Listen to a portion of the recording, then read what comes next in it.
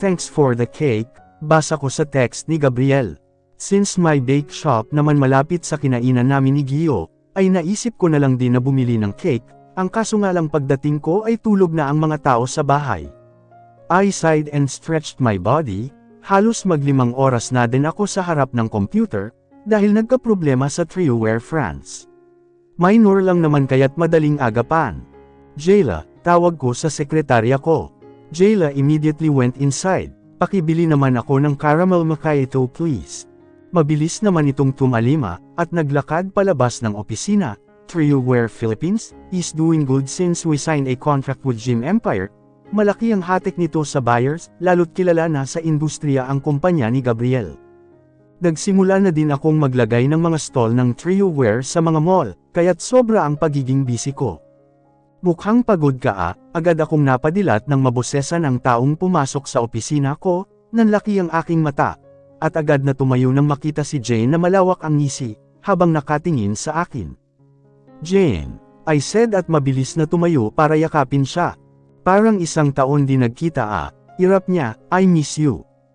I miss you too, I said bago kumalas ng pagkakayakap sa kanya, kailan ka pa dumating?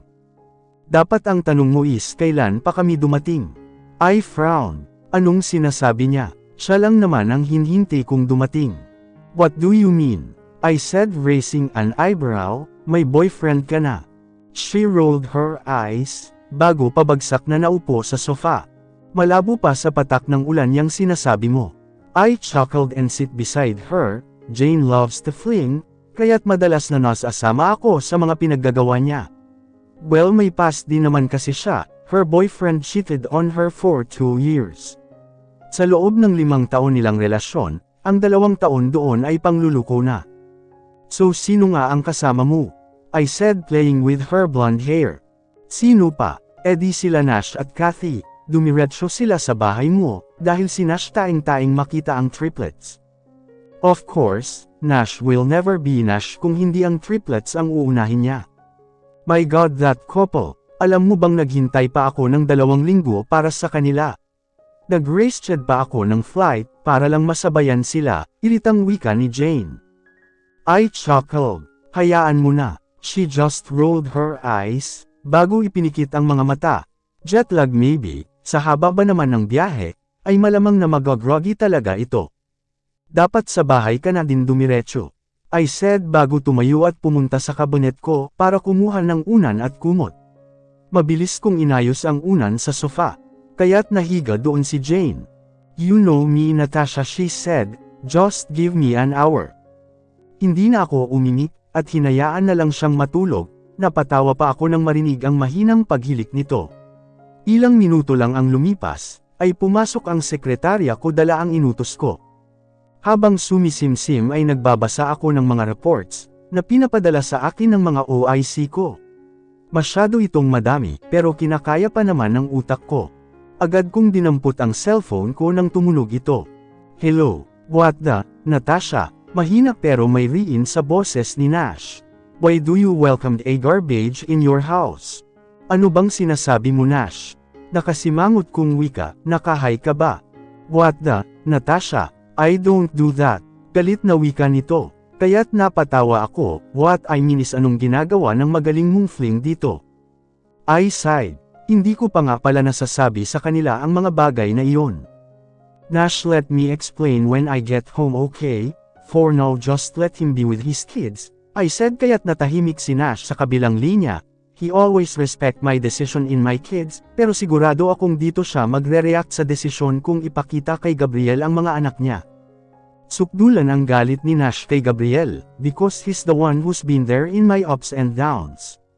Wala akong tinago sa kanya, alam niya ang lahat ng nangyari sa akin sa France sa loob ng 5 taon. You better give me a decent explanation Natasha. Malamig na wika niya bago namatay ang tawag. Nash is just like an older brother to me. He's very protective to me and my kids. And I really appreciate it. Malalim akong bumantong hininga, bago sumandal sa swivel chair. Nakaka-stress ang mga araw na nagdaan, since the night Gabriel and I thought I had my nightmares again. Natatakot ako na baka bumalik na naman ako sa dati. I overcome it with the help of my doctor, friends, and my babies, kaya sana ay wag na muling bumalik. Spill it out, Natasha. Agad na napadilat ang aking mata. Nang marinig ang boses ni Jane, she's looking at me with her hooded eyes. Mamaya na lang magpahinga ka. I'm fully awake. Nakasimangot niyang wika at naglakad palapit sa lamesa ko at naupo sa may silya. I sighed and massaged my temple. Is it bad to choose my baby's happiness? I said at hindi na napigilan ang mapaluha.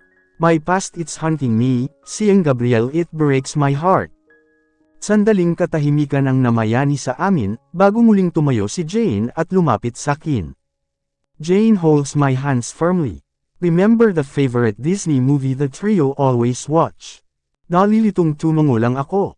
Of course I know it. Lion King is one of their favorite movie. There is a line there that always lingers in my mind, she said. The past can hurt, so it's either you run from it or learn from it. I sighed. Easy to say than done. I've been trying so hard, gustong-gusto ko nang mag-move forward, pero saan ko sisimulan? O yung sinabi naman ni Timon na you got to put your past behind, it's your choice, Natasha. She said, if you're looking for the light, then just look at your kids. They will guide you there. Nahihiwaga ang tumingin ako kay Jane. I have moved on, Natasha, she said and smiled brightly. Mark and I already talked and I forgive him already. Mayumi naman akong ngumiti, bago tumayo at yamakap kay Jane. I'm so happy for you, I said. Umuwi na tayo, baka balatan ni Nash ng buhay si Gabriel sa bahay. Wait, what? Jane exclaimed. What happened, Natasha? I know. And I'll explain it later, okay? Hindi na ito kumibo at sumunod sa akin palabas ng opisina. Sakto naman na nandoon na si Manong Sunny at naghihintay. Saan po tayo, ma'am? Manong Sunny said. Sa bahay na po. Tahimik lang ang buong biyahe namin, hanggang sa makarating kami sa bahay. Gladly wala pa naman akong bangkay na naratnan, so buhay pa si Gabriel. I sighed and walked inside my house, kung saan nakita ko si Nash na tahimik na nakaupo. Ganoon din si Kathy na nakaupo sa gilid nito. Nash, Kat, I said. Kathy smiled at me, pero si Nash ay poker face pa rin ang mukha. Sigurado akong pumasok na ang triplets, at hinatid na ng kanilang ama.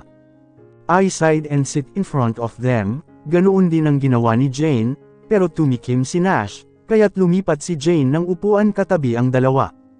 Explain, Natasha, Nash said in a serious voice. Ngayon ko lang ulit siya nakitang ganito, I saw him like this.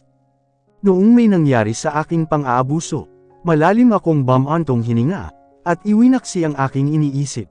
I'm sorry if I didn't tell you, panimula ko. But I didn't regret my decision, Nash. What do you mean by that, Natasha? Mahina pero mariing wika nito. Nakita ko pa ang mahigpit na paghawak ni Kathy sa kanya, noong Nash is hot-headed.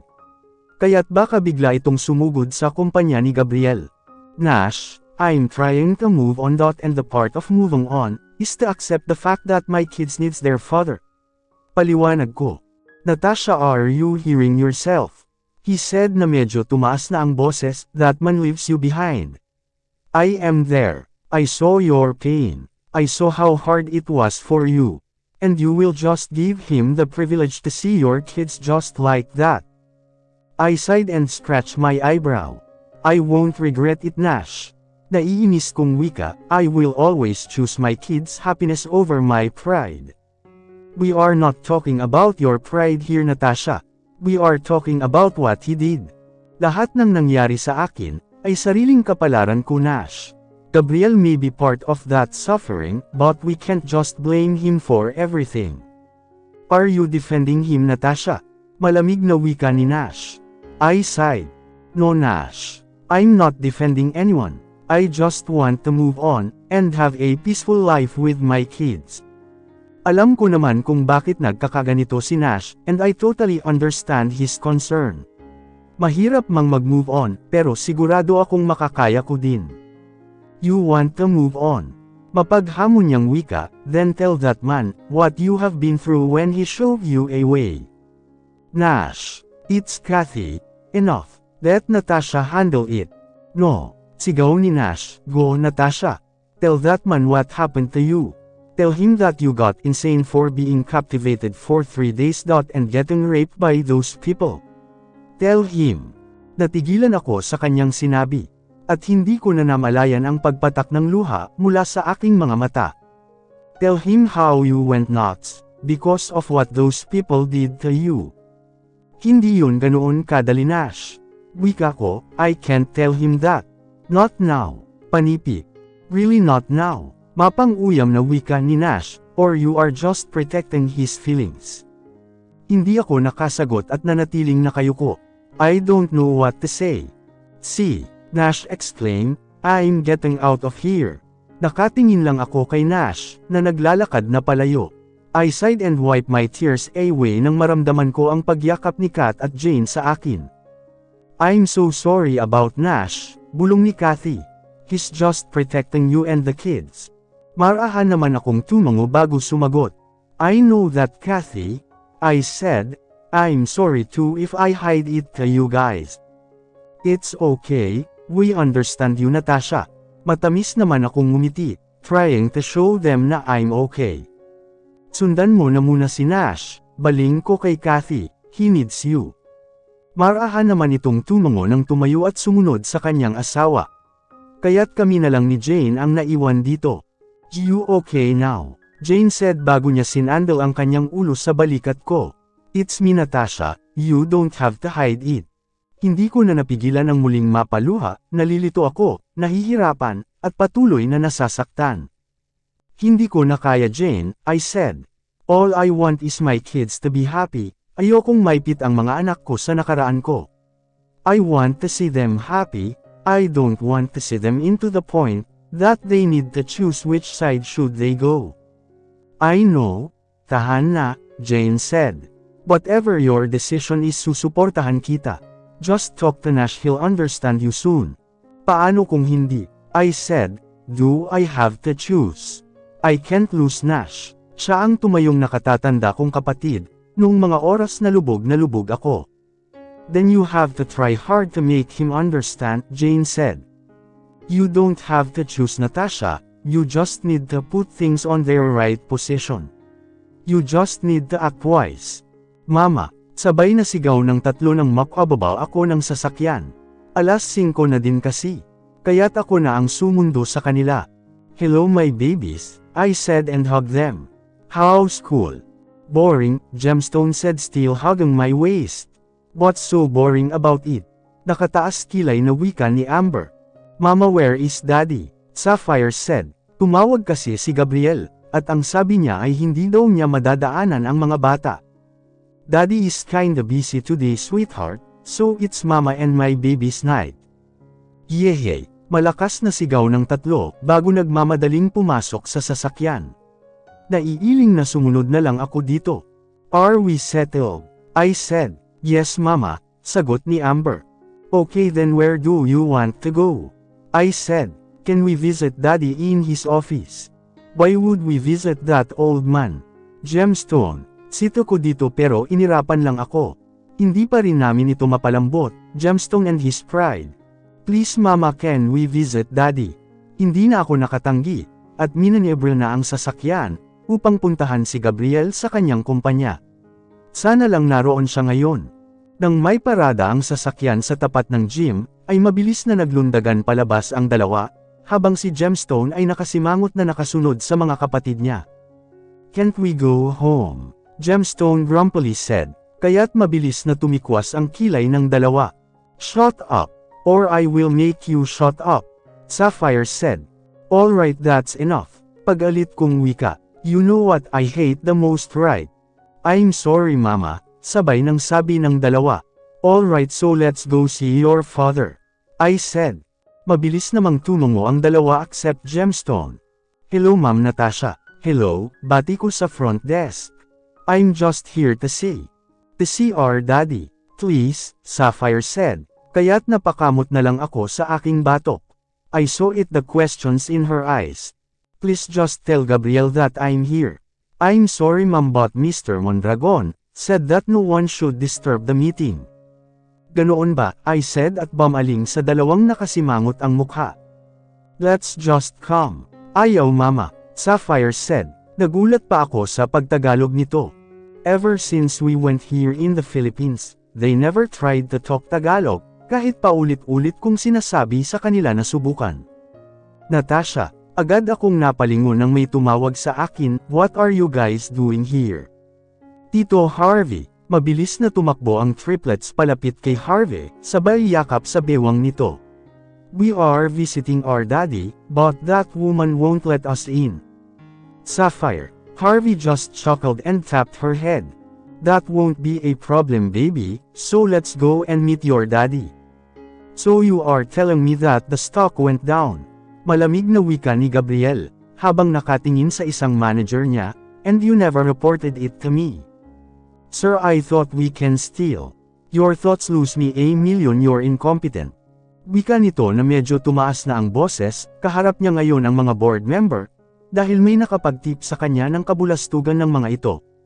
He's just playing cool, playing with his pen, while looking at the man who's behind everything.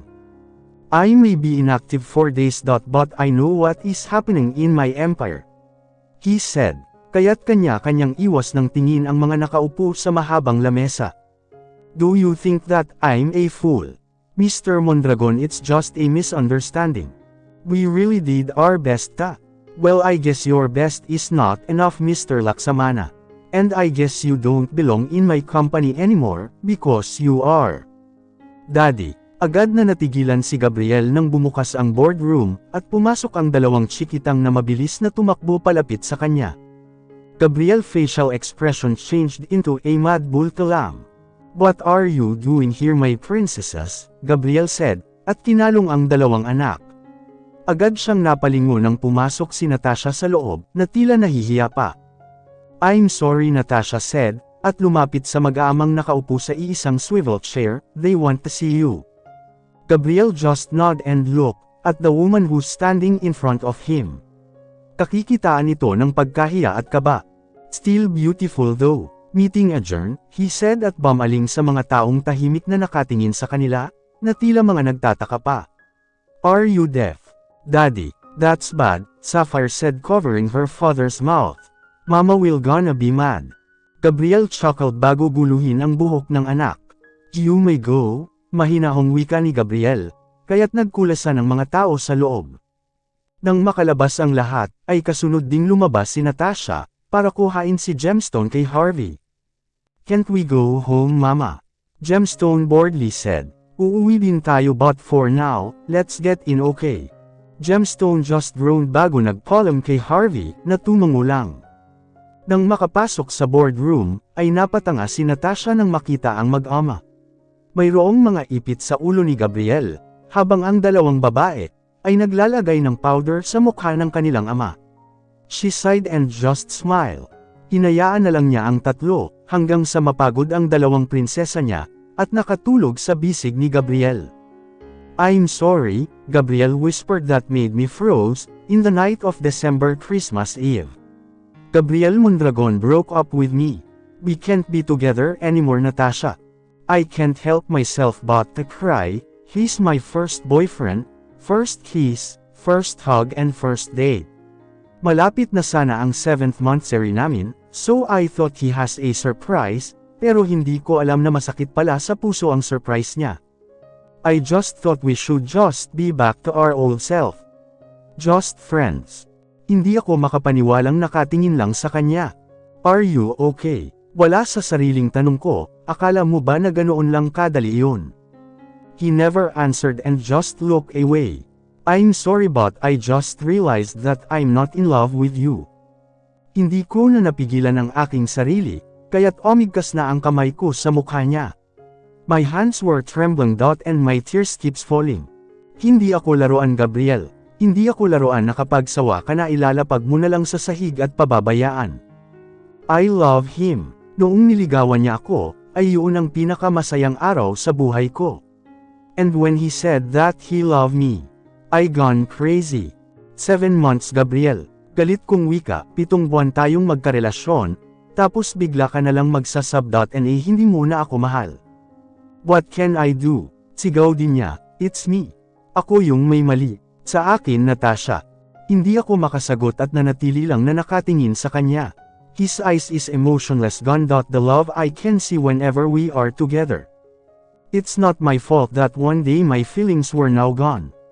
Sinabi ko bang seryosohin mo ang relasyon natin? Pero hindi na ako sumagot, at nanatiling nakayuko habang umiiyak. Ang sakit-sakit lang ng ginawa niya. Minahal mo man lang ba talaga ako, Gabriel? Sa bawat minuto na magkaharap kami, ay patuloy din sa pagsikip ang dibdib ko, na parang any minute ay hihimatayin na ako. He sighed and looked away, not answering my question. "Please answer me," I said. "I want an answer, Gabriel, so I can move on." "I never loved you, Natasha," Gabriel whispered. "I just need someone to make me forget." "Forget of what?" Matapang kong wika, "Trina," he said. "I want to forget Trina. I like her, Natasha. But she's in a relationship with my cousin, so I use you to make you forget," I said, finishing his sentence. "So all the I love you, sweet moments, kisses and hug were just an act." Marahan itong tumango, kaya't hindi ko na napigilan ang aking sarili, na muli siyang sampalin. "I hate you," sigaw ko at mabilis na tumakbo palayo. Narinig ko pa ang bulong niya, pero hindi ko na ito inabalang intindihin pa. Gusto kong lumayo, malayong malayo kay Gabriel. But I know that it's impossible cause we lived in a same house. Pangit, galit na bulong ni Apple, habang nakatingin sa kakambal niyang kausap si Trina sa kabilang table. She's throwing a dagger look on them. Who looks chummy and perfect, inutil walang kwenta. Maliit ang kanya. I chuckled and just shook my head. It's just been a week. And now he's courting Trina. Ni wala man lang yung 3-month rule sa relationship, pero kailangan pa ba noon? I mean, ako lang naman ang nagmahal. Wag niya lang talaga dadalhin ang babaeng iyan sa bahay, dahil sisilaban ko sila ng buhay. Galit na wika ni Apple, at malakas na tinusok ang baboy na nasa plato niya. "Hayaan mo na, Apple. Hayaan," wika ni Apple. "Kung kaya mong hayaan yang supot na yan, ako hindi." Mabilis akong napatayo ng pag-alit na tumayo si Apple, kaya't nakaagaw pansin kami sa loob ng kantin, maski sila Gabriel at Trina, ay napatingin din sa amin.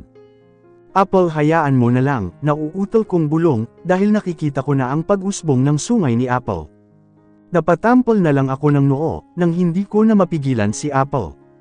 Kaya't naglakad ito palapit sa kabilang lamesa. "Apple, si Trina nililigawan ko.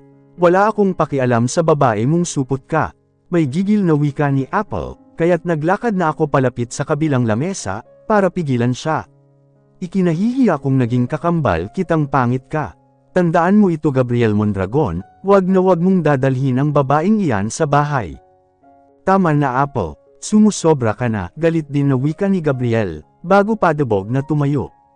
"Alam kong galit ka sa akin, pero wag mo namang bastusin si Trina." "Anong kabastos-bastos doon?" Taas noong wika ni Apple. Marami na ang nagkukumpulan at nakatingin sa kaganapan. "Bakit kinaladkad ko ba siya at hinubuan? Pangit ka talaga." "Tama na, Apple," I said, dahil kung nakakamatay lang ang tingin ni Gabriel, ay malamang na kanina pa ako bulagta dito. "No, don't stop me, Natasha," Apple said. "Sa susunod maghanap ka naman ng matinong ipapalit sa kanya. At ikaw, babae ka, matapos mong lamandi sa pinsan ko, sa kakambal ko naman. Medyo makapal tapyasan mo naman." "Apple, tama na," sigaw ni Gabriel, pero hindi na tinag si Apple. "Sumusobra ka na. Natasha, pakiusap pakitangay ng babaeng iyan. Bakit akala mo ba na gusto ko din makita yang pagmumukha niyo? Ikinahihiya kung kakambal kita, wala kang bayag na lalaki ka." Pilit ko nang hinela si Apple, dahil padami na ng padami ang mga tao. Luckily, Apple didn't resist. "Apple naman, sana hinayaan mo na," naiiyak kong wika, "the way he protect Trina. The way he defend her. It's hurting me." "I'm sorry," Apple said, at malalim na bamantong hininga bago ako niyakap. "I'm sorry, Natasha." Marahan lang akong tumango, bago nagpunas ng mga luha kung patuloy na bumabagsak. "Ang sarap bangasin ng mga mukha," gigil na wika ni Apple. Kaya't napatawa ako. "Seryoso, Natasha, mag-move on ka na. Ipakita mo sa walang kwenta kung kakambal, kung ano ang naiwan niya." Sana nga ganoon kadali, Gabriel leave me carrying my heart with his hands. Mama, we are having a family day. Sapphire squealed in happiness as she threw her body to mine. Kailan naman iyon? I said para makapag-schedule na din ako. A week before our field trip, Mama.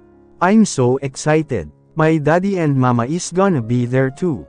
Hindi ko mapigilan ngumiti, at haplusing ang nakangiting mukha ni Sapphire. 2 years since they started school, every family day. Ako lang ang kasama nila.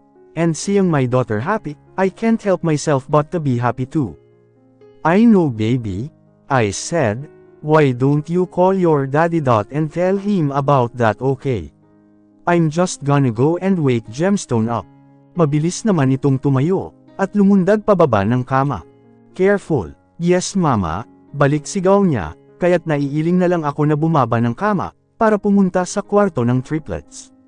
Patay pa ang ilaw nang makapasok ako, so I opened it just to see my Gemstone peacefully sleeping. Malakas pa talaga ang paghilik nito. Dahan-dahan akong naglakad palapit sa kanyang kama, bago nahiga sa tabi niya.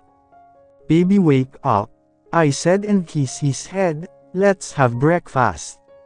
Naramdaman ko ang marahang pag-unat nito, bago yamakap ang maliliit na kamay niya sa bewang ko. I'm still sleepy, Mama, Gemstone groaned bago sumiksik sa dibdib ko. So I caressed his hair, but I'm hungry too. Natawa na lang ako dahil may inis pa sa boses nito. He loves to sleep all the time, but he also loves to eat. Sige na, tayo na, brush your teeth. I'll just wake Ate Amber, okay? He just nod, kaya tumayo na ako upang maglakad sa kama ni Amber. It's not usual to see her still sleeping this time, baka napagod din siya sa school.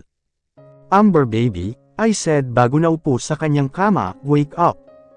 But she never moved and still sleeping. Kaya't marahan ko siyang niyugyug, pero nanlaki ang mata ko nang maramdaman ang mainit niyang katawan. Amber, baby, I said at mabilis siyang niyugyug. She opened her eyes slowly, bago tumingin sa akin at ngumiti. You have a fever. Amber, tatayo na sana ako nang hawakan niya ang kamay ko. I'm fine, Mama, she said. I just need to sleep. No, baby, pupunta tayo ng hospital. No, Mama, marahang wika ni Amber. Please, you know how much I hate hospital, right? Marahan naman akong tumango at nagpunas ng luha. Amber hates hospital. Ayaw na ayaw niya sa hospital, dahil sa nangyari sa akin noon. Sabi ng doktor ay not trauma si Amber. But as she grows old she can learn to accept it. I'm fine, Mama, she said and wiped my tears away. Don't worry, okay, I just needs to rest. Marahan na lang akong tumango, at sinukli ang buhok niya gamit ang mga daliri ko. Is my ate sick? Wika ni Gemstone na nasa likod ko na pala. Is she okay, Mama? Gone the sleepy Gemstone, dilat na ang mata nito, habang nag-aalalang nakatingin sa kapatid. She's fine, baby, I said. Stay here with ate, but don't sit beside her muna, baka mahawa ka, okay? Gemstone nodded kaya't tumayo na ako, at lumabas ng kwarto para pumunta sa kusina. Manang pakihiwa naman ng mga rekado para sa sopas, please, I said, at mabilis na pumunta sa ref para kumuha ng mga sangkap. Ano ang problema, ma'am? May sakit si Amber, Manang, I said, at nakitulong na din sa paghihiwa. Matapos ay nagsimula na akong magluto. After 40 minutes, ay natapos ko na ito. Kaya't naglagay ako sa mangkok at ipinatong sa tray, kasama ang tubig, gatas at gamot. Pakiasikaso po muna sila, Gemstone, Manang, I said bago nagmamadaling umakyat papunta kay Amber. Baby, tayo ka muna, kain ka muna. Marahan naman itong tumango, bago dahan-daang naupo, at sumandal sa headboard ng kama niya. Is that sopas, Mama? Yes, di ba favorite mo ito? Marahan naman itong tumango, at binuka ang bibig, kaya't sinubuan ko na siya. Gemstone, baba ka na kay Yaya, kain ka muna doon, baby, okay? Mabilis naman tumango si Gemstone, at patalon bumaba ng kama saka mabilis na lumabas ng kwarto. Matapos pakainin at painumin ng gamot si Amber, ay iniayos ko siyang muli sa kanyang kama. Mama, is Amber okay? Sapphire said at naglakad palapit sa kama ni Amber. She has a fever, baby, but don't worry, Amber is fine now. Marahan naman siyang tumango bago ipinulupot ang maliit niyang bisig sa akin. I'm worried mama, she's whispered. I know baby, but your sister is gonna be fine okay. How is she? Tanong ni Gabriel nang makapasok siya sa kwarto ng triplets. Amber is still sleeping, maputla ang mukha nito pero mababa na ang lagnat. She's doing great, I said at inayos ang comforter niya. Bumaba na ang lagnat niya. Gabriel sighed bago naupo sa silya na katabi ng silya ko. Medyo nailang ako pero hindi ko iyon pinakita sa kanya. I'm sorry na tagalan ako, he said. Kaya tumango lang ako.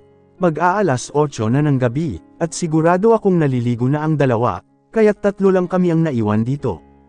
Nasabi na ba sa'yo ni Sapphire yung about sa family day? Yeah, she called me, Gabriel said with a hint of excitement in his voice. I'm happy that I could be part of that day. I know, gusto kong sabihin yon, pero hindi na ako nagsalita. Masayang masaya din ako, lalo't nakikita ko sa mukha ang kasiyahan ng mga anak ko. I just wanna say that I'm thankful Natasha. Bika ni Gabriel na hinawakan ang kamay ko. I'm thankful that you let me in again. Gabriel, I'm doing this for my kids, I said at mabilis na hinaltak ang kamay kong hawak niya. He sighed. I know Natasha, he whispered, but I just want you to know that I still love you. Daddy, pabulong na sigaw ni Sapphire, at mabilis na tumakbo palapit sa kanyang ama. You're here. I miss you. Gabriel smiled and hugged his daughter back. Agad na bumaling ang kanyang mata kay Gemstone, na nakasimangot na naglakad palapit sa akin. Ready for bed, I said and tucked a loose strand on Gemstone hair. He just nodded and never talked again. Napatingin ako kay Gabriel na nakatingin sa amin mag-ina. He smiled but it never reached his eyes. Gemstone, your daddy is sad, I whispered na siguradong hindi maririnig ng mag-amang nagkwentuhan. I don't care, he grumpily said. Baby, why don't give daddy a chance? I will mama, just give me time, he said. Kaya't hindi na ako umimik. Agad kong kinuha ang cellphone ko nang marinig itong tumunog. Nash, basa ko sa caller ID. Kaya't binaba ko muna si Gemstone, at lumabas ng kwarto ng triplets. Nash. How's Amber? He said in a worried tone, is she okay?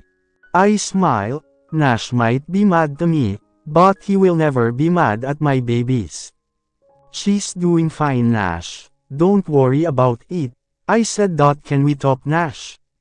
I heard him sigh before answering. Okay, pupunta ako bukas dyan kasama si Kat. Matamis akong ngumiti. Okay, sige, nababalikan ko pa si Amber, I said bago binaba ang tawag. Natasha, agad akong napalingon kay Gabriel nang magsalita ito sa likuran ko. Don't do that again, I said holding my chest. He just chuckled before nodding. Can we talk? Nag-uusap na tayo, nakatikos na kilay kong wika. No, what I mean is can we talk over a cup of coffee? Nakataas lang ang kilay ko. Habang nakatingin sa kanya, so I sighed defeated before nodding.